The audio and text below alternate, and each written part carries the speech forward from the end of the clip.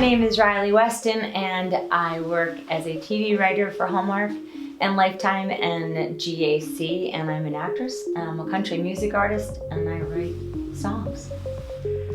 And a book. Forgot about the book.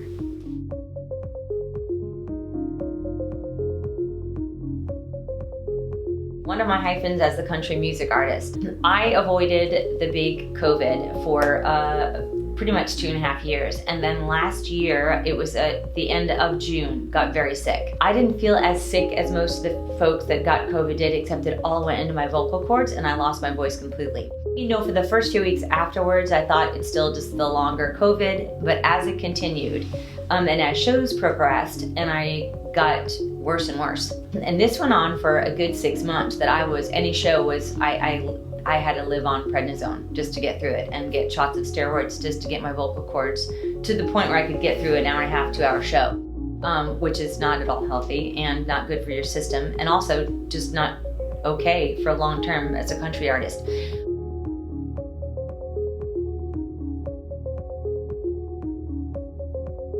I came to you guys and did a few things. The stem cells gave me my energy back. My vocal cords, it took a few weeks, but I still, to this day, I'll go back to saying it had to do with that, the nebulizer treatment and the stem cells that started the progress of me getting better, to the point where I literally last weekend did 3 national anthems at 8 o'clock in the morning, which as a singer, you don't want to do that song. It's a hard song to sing anyway, but at 8 a.m. I did not get up at 3:30 in the morning like usual and start vocalizing. 2 of the 3 days I didn't even vocalize and hit notes that I haven't hit since before COVID. There's nothing I have done differently except that. When I've had this issue before, if I've been singing too much or I was on tour or not enough sleep or all of the above, I've done the same exact thing. The only thing that changed this time was the stem cells and the exosomes, which I fully believe was the cure for me, which has been great. So I thank you.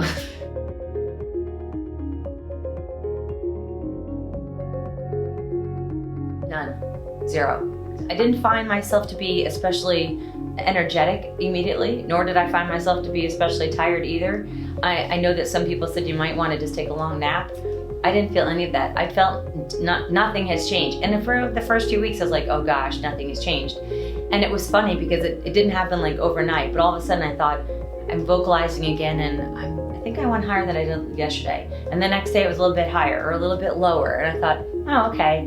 And then all of a sudden it starts occurring to me, I'm like, oh, this is about that time frame that it's gonna start taking effect.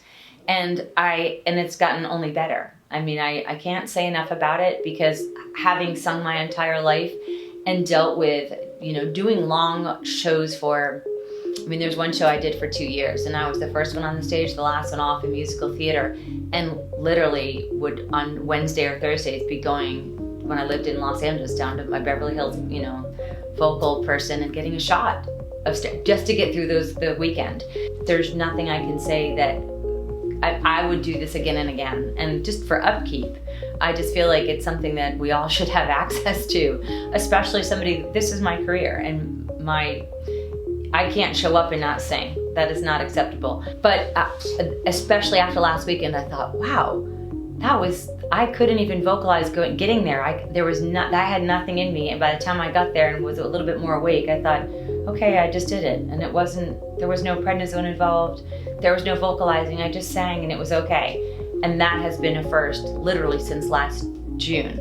And the only thing, like I said, that has changed and was different was the stem cells.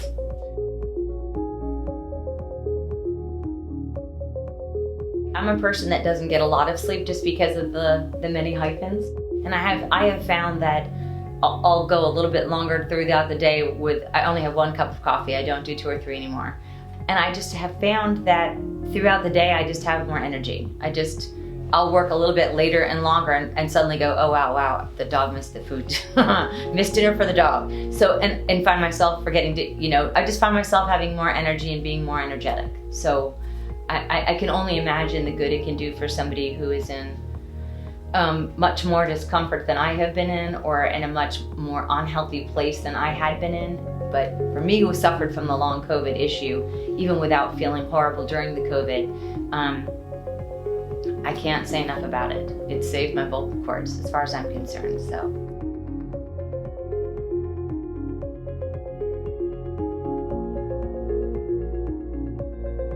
Plan ahead and start it. And I also think, it's an investment. We all know that, but if this is your livelihood and this is your life, then that's a much better investment than, say, going to get a prednisone shot or to keep taking steroids, which is only gonna defeat your body later in life.